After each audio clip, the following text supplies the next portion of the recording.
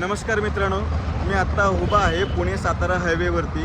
म्हणजे नवीन कात्रज बोगद्याच्या अलीकडे जी साताराच्या दिशेतून पुण्याकडे जाणारा जो रस्ता आहे त्या रस्त्याच्या मधोमध उभा आहे. याचं कारण असं की 13 नोव्हेंबर 2025 रोजी पुण्यात नवले ब्रिज या भागामध्ये खूप मोठा असा अपघात घडला आणि या अपघातामध्ये 8 ते 10 जणांना प्राण गमावे लागले आणि त्यानंतर गाड्यांचं सुद्धा अतोनात नुकसान झालं.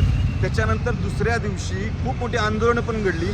त्याच्यानंतर केंद्रीय मंत्री मुरलीधर अण्णा मोहोळ, त्याच्यानंतर खासदार सुप्रियाताई सुळे यांनी ती भेट दिली गेली आणि या भेटीनंतर दुसऱ्या दिवशी ही एक बैठक ठेवण्यात आली. या बैठकीमध्ये महाराष्ट्र राज्याचे PWD खात्याचे मंत्री तसेच केंद्रीय मंत्रीसुद्धा उपस्थित होते आणि याच्यामध्ये असं ठरलं गेलं की साताऱ्याच्या दिशेने येणारी जी वाहनं आहेत त्याच्यावरती वेग मर्यादा लावण्यात यावी आणि वेग मर्यादा ही 60वरून 30वर आणण्यात आली.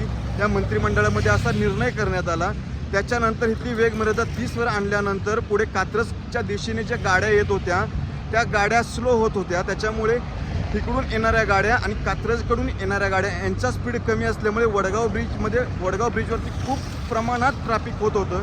त्याच्यानंतर पुन्हा अशी एक बैठक ठरवली गेली की 30चा जो स्पीड लिमिट होता तो 40चा करण्यात आला आणि 40चा केल्यानंतर तिथली वेग मर्यादा थोडीशी कमी झाली आणि स्पीड रेडिएटर लावले गेले. परंतु ह्याच्यामध्ये एक असा प्रश्न उपस्थित होतोय की ह्या रोडवरती जे स्पीडचे जे पाट्या लावण्यात आलेले आहेत ते अजूनसुद्धा बदलण्यात आलेले नाहीत. याचं एक उदाहरण म्हणून तुम्हाला दाखवतो. आत्ता तुम्ही बघू शकता इथे एक अशी पाटी लावण्यात आलेली आहे की आपल्या वाहनांचा ब्रेक तपासा, वाहने सावकाश चालवा, अन्यथा आपल्यावर कायदेशीर कारवाई होईल. वेग मर्यादा ही 60. जर वेग मर्यादा ही 40 केली गेली असेल तर इथली ही पाटी बदलली गेली पाहिजे. कारण ज्या नवीन वाहनं आहेत त्या वाहनांना माहितीच नाही की इथली वेग मर्यादा किती आहे. त्याच्यामुळे अजून अपघात होऊ शकतात.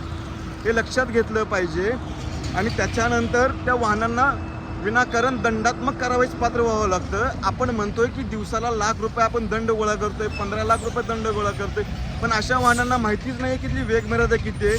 माझं एक सरकारला आणि प्रशासनाला एक विनंती आहे की लवकरात लवकर इथल्या पाट्या बदलल्या गेल्या पाहिजेत. तरच नवीन वाहनांना समजेल की इथली वेग मर्यादा किती आहे. नाहीतर अजून अपघातांची मालिका सुरू